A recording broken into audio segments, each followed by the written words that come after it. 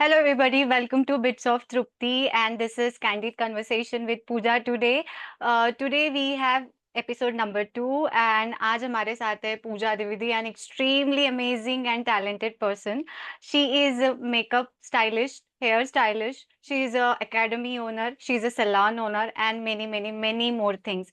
एक चीज मैं बोलना चाहूंगी, she has magic in her hands because मैंने उनसे फोटो शूट करवाया है और उन्होंने इतना अच्छा मेकअप किया है, so I would say she is a magician of beauty. बाकी मैं क्या कहूँ, वही अपना इंट्रोडक्शन देंगी. Hi Pooja, welcome to my channel and first of all thank you so much for giving me the time, your precious time from your busy schedule.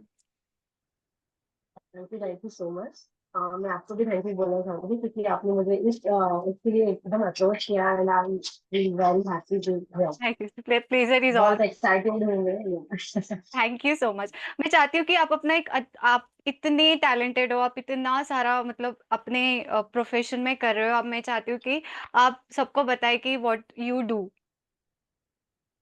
Basically मैं आपको मेरा इंट्रोडक्शन देना चाहूंगी। सो माई सेल्फ पूजा द्विवेदी, मैं नागपुर से बिलोंग करती हूँ एंड मैं makeup artist, beautician, hair stylist and salon owner and academy owner, मतलब बहुत सारे टास्क मैं करती हूँ एंड सो मेकअप से रिलेटेड इच एंड एवरीथिंग। मतलब ब्यूटी इंडस्ट्री की मतलब समझ लीजिए कि हम उसमें बहुत अच्छा वर्क करते हैं या दैट एक आई नो. तरीके से। आपको 14 इयर्स का एक्सपीरियंस है. मैं आपसे एक पहला या सब yes, मैं सबसे पहला ये क्वेश्चन पूछना चाहती हूँ जो हर हर एक का मेरा क्वेश्चन होता है, that what does mean women mean to you. एक स्त्री होना आपके लिए क्या है? ये एक मैं अगर बोलूँ तो ये गॉड गिफ्ट है। तो एक वुमन होना इजी नहीं है। तो यस. एक वुमन को अपना करियर, अपने फैमिली, अपना सब चीज अकेले हैंडल करती है। सो वो मुझे पता है कि किस तरीके से एक वुमन किस तरीके से हर चीज बहुत इजीली मतलब मैनेज कर लेती है। तो यही काम अगर हम जेंट्स को दे देना तो कहीं ना कहीं वो वीक पड़ जाएंगे। सो वुमन बहुत स्ट्रांग होती है और ये मेरे लिए बहुत प्राउड है कि मैं एक woman. Yes, that's actually a proud thing for us, right.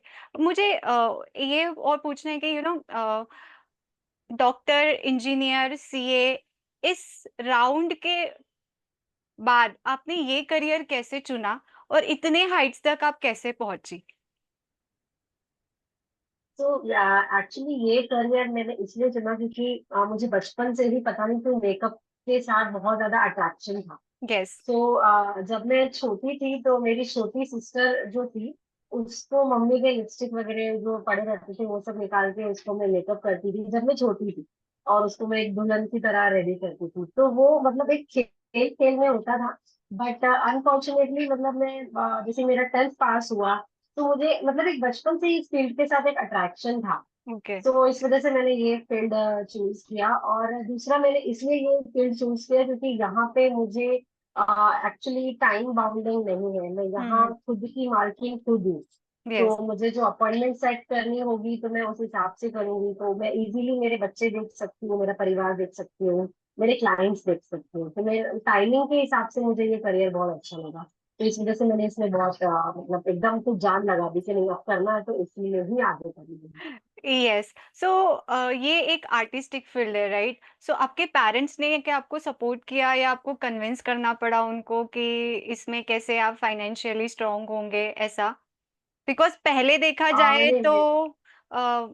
Parlour के लिए उतना ज्यादा मतलब ऐसा होता था कि ठीक है, काम नहीं है तो आप ब्यूटी पार्लर का कर लो, ऐसा मैंने सुना है जब मैं बचपन बचपन में रहती थी. But right now it is yeah that much respected and it's financially gives you a box likewise. So आप आपको क्या मतलब एक्सपीरियंस आया तब? तो बेसिकली एक्चुअली इस फील्ड में मुझे मेरी मम्मी ने ही डाली। Wow, that's nice. यस, उन्होंने ही एक्चुअली जो एक होता है फर्स्ट स्टेप उन्होंने ही लिया कि नहीं तुम ये सीख लो। बिकॉज एज अ गर्ल हमारे गर्ल्स फील्ड से ही रिलेटेड है, हम औरतों से ही रिलेटेड ये फील्ड है। तो यस. कहीं ना कहीं अगर इन केस तुम्हारी कहीं शादी होती है तो कहीं जॉब करने देते हैं कुछ फैमिली वाले, कुछ नहीं कर देते हैं। एक्चुअली मैं सिंधी कम्युनिटी से बिलोंग करती हूँ तो ज्यादातर वहाँ पे सब बिजनेस मैन ही होते हैं। यस. तो वो लोग अपनी वाइफ्स को मतलब बाहर कहीं जॉब करने देते नहीं, चाहे वो डॉक्टर भी बन जाए या सीए भी बन जाए।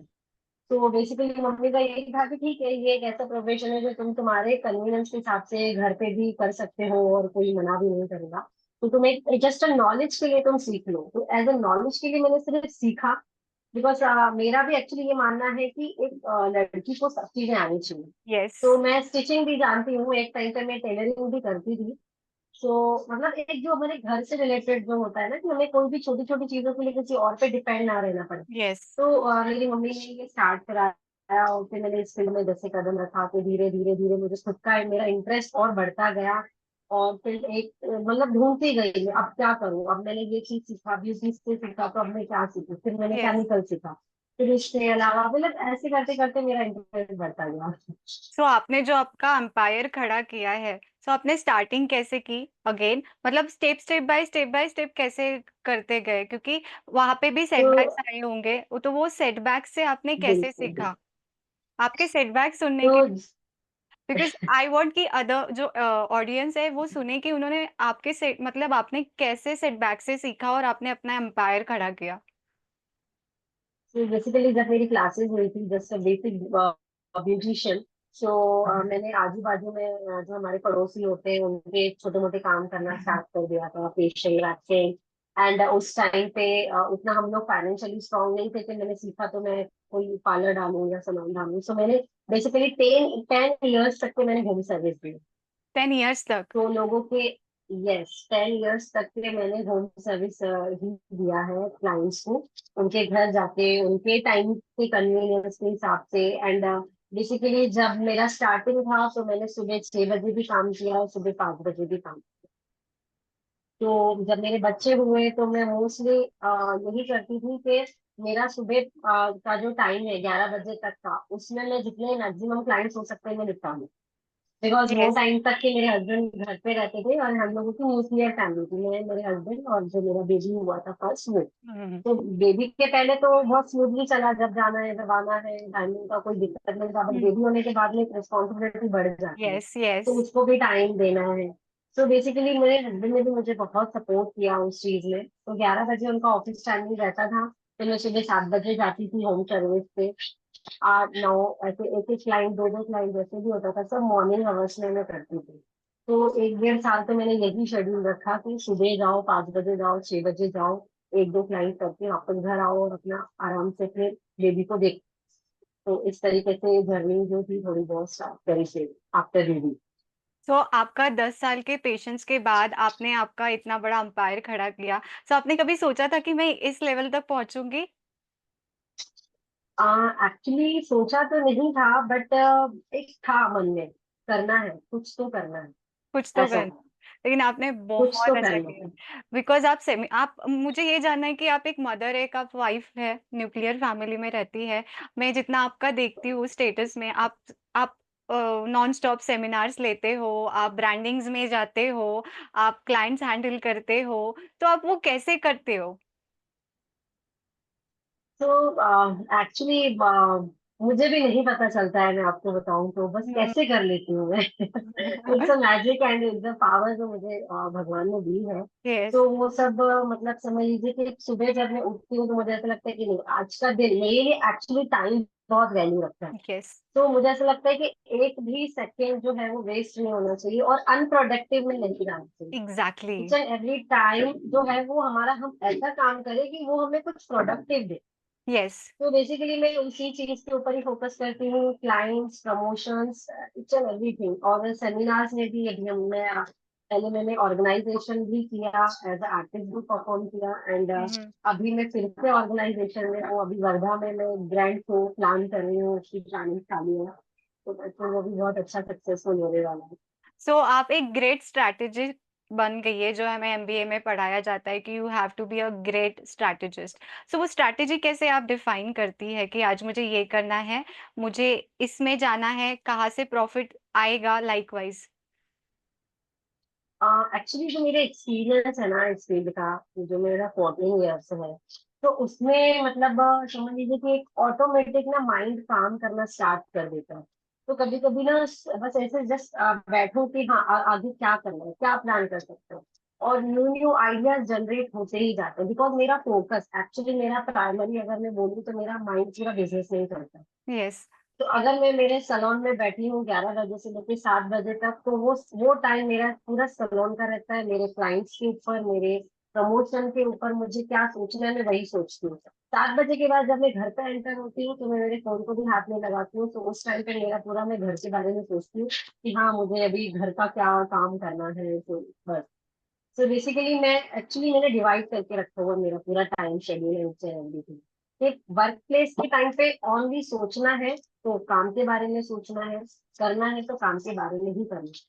एंड घर पे वो सीधा ऑपोजिट हो जाता है कि वहाँ पे काम की बातें नहीं होती, वहाँ पे सीधा घर से फैमिली से रिलेशन होता है, तो दोनों चीजें मैनेज करना थोड़ा इजी हो जाता है। ये तो मैं सीखूंगी। ये great strategist, you are a perfect business women minded. Right. मुझे ये जानना है कि आपके लाइफ का सबसे बड़ा सेटबैक कब था, जहाँ से आपने सीखा कि आप डाउनफॉल में चली गई और वहां से आप ऊपर आई। एक्चुअली सीखने का मतलब ऐसा होता था कि क्योंकि मेरा जो करियर था, मतलब मैंने एज अ बेसिक ब्यूटिशियन ही किया था। तो धीरे धीरे जैसे जैसे पहले जो मैं एरिया में रहती थी वो जस्ट नॉर्मल एरिया था। फिर क्या हो गया, मैं दूसरे एरिया में शिफ्ट हो गई, तो वहां पे थोड़े अच्छे लोग थे। तो होता ऐसा था कि उनका जो रिक्वायरमेंट होता था, तो कहीं ना कहीं मुझे ऐसा लगता था ये चीज मैंने सीखनी है। और मुझे ऐसा था कि कुछ करना है तो मुझे उनके क्लाइंट से रिक्वायरमेंट के हिसाब से मुझे अपडेट होना है। तो राइट। उस तरीके से मैं अपडेट होती गई और मैंने चीजें सीखती गई, और मुझे ऐसा लगता था कि नहीं मुझे मतलब मुझे ये क्लाइंट को नहीं बोलना है कि ये सर्विस मुझे नहीं आती है। यस। तो राइट। इस वजह से मेरे को बहुत ये लगता था कि नहीं मुझे करना है, मुझे ये नहीं आता, ये मैं बोल नहीं सकती हूँ, मुझे ये फील्ड में ही काम करना है। तो मुझे आगे बढ़ना है तो मुझे बहुत सारी चीजें मेरी फील्ड से रिलेटेड तो मुझे सीखनी ही पड़ेगी। तो करेक्ट। ये मेरा हमेशा से ही रहा था। राइट। मीन्स हम ऐसे बोलते हैं कि सिर्फ आईटी इंजीनियर्स या फिर डॉक्टर्स ही ऐसे होते हैं जिनको हमेशा सीखना ऐसा पड़ता है, बट नहीं। हर एक फील्ड में आपको हमेशा, अगर आपको आगे करेक्ट। बढ़ना है तो आपको आपको अपडेट करते रहना पड़ेगा। और मुझे एक यस क्वेश्चन यस पूछना है डेफिनेटली। कि एक एक वुमन को, एक स्त्री को खूबसूरत आप बनाते हो, राइट? आप उनको कुछ एक अलग सा, एक अच्छा सा ये रूप देते हो, तो हाउ डू यू फील कि आप कैसे मतलब कनेक्ट करते हो, राइट? उसके लिए ये it's a great job, right? You are making someone more beautiful and आप उनको दिखाते हो कि आप कितने खूबसूरत हो। सो ये जो फीलिंग आप उनको दिलाते हो तो आपको कैसे लगता है? एक्चुअली मैं बताऊं तो मुझे बहुत अच्छा लगता है। एंड मेरे साथ एक्चुअली एक इंसिडेंट हुआ था कि पिछले साल की ही बात है। एक ब्राइड आए थे मेरे पास में, उनका कहीं प्री पैकेज चल रहा था। तो हुँ। उस दिन मुझे एक्चुअली ये चीज फील हुई बहुत ज्यादा जेन्युइनली। तो उनका कहीं प्री पैकेज चल रहा था, तो उन्होंने कुछ ट्रीटमेंट करवाए होंगे, उनकी स्किन पूरी बर्न हो गई। हुँ। उनकी स्किन पूरी बर्न हो गई, इट मीन्स वो उसकी वेडिंग में सिर्फ 1 वीक ही था। तो उनका जो स्किन है वो स्माइल भी नहीं कर पा रही थी, एकदम प्लास्टिक स्किन हो गई थी उनकी। तो उस टाइम पे उनका मेकअप भी वहीं पे ही था।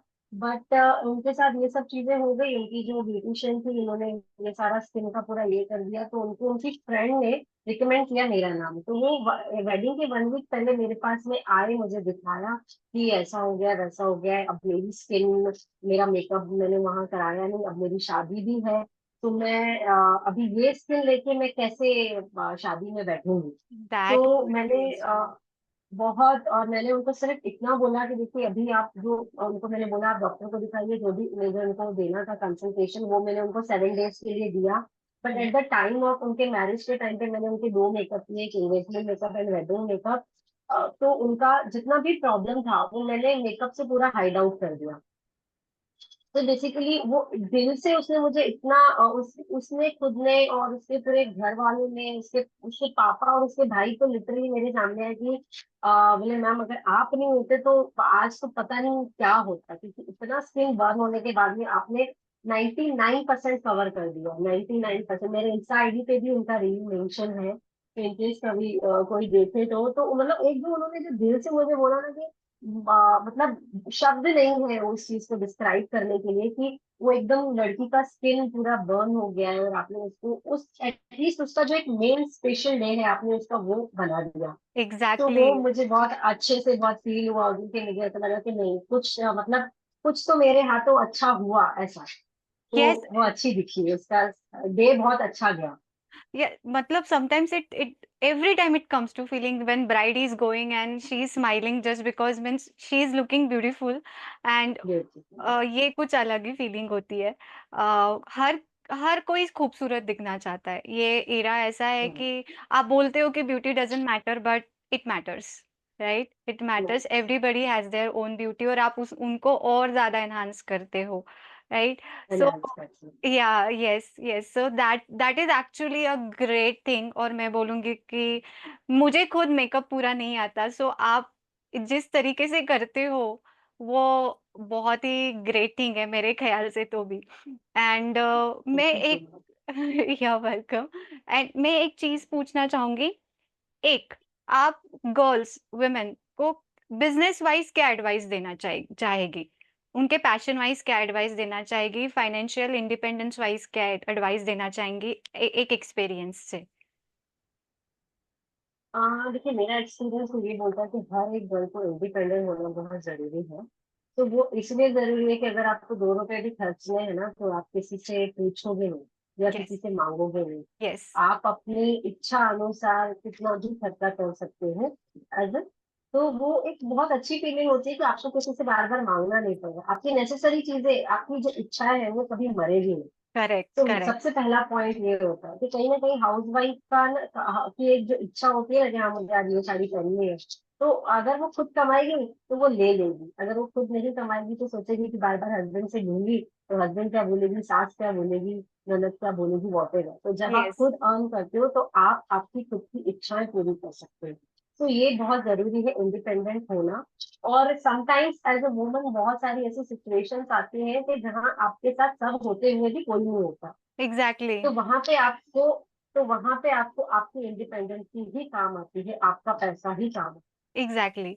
आई आई देखिए इतना सिंपल मैं आपको बताऊं अगर हमारे हस्बैंड है या परिवार वाले या जो भी है हमारे भले ही वो करोड़पति क्यों ना हो लेकिन अगर मेरे पास 2 लाख रुपए है तो मेरे पास सिर्फ 2 लाख की ही वैल्यू होनी चाहिए। यस यस, क्या तो बात मैं बोली एक्चुअली आपने।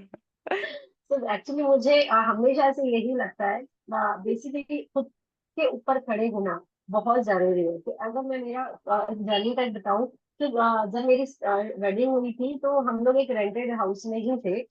तो हमारा डेडिकेशन मेरे और मेरे हस्बैंड का क्योंकि हम दोनों ने एक दूसरे को सपोर्ट किया। मैंने करेक्ट। उनको किया उन्होंने मुझे किया। बिकॉज आज मैं जहाँ हूँ उनके सपोर्ट से ही हूँ। तो अगर वो मुझे सपोर्ट नहीं करते तो मैं घर के बाहर निकल ही नहीं पाती क्योंकि हम इंडिया में रहते हैं। अगर हस्बैंड ने बोला नहीं जाना है तो मतलब नहीं जाना भाई। घर गृहस्थी पहले काम यस बांधने वाली यस सोच यस होती है। यस तो यस। यहाँ पे ये सोच हमारे मेरे हस्बैंड की थी कि नहीं ठीक है तुम काम करो।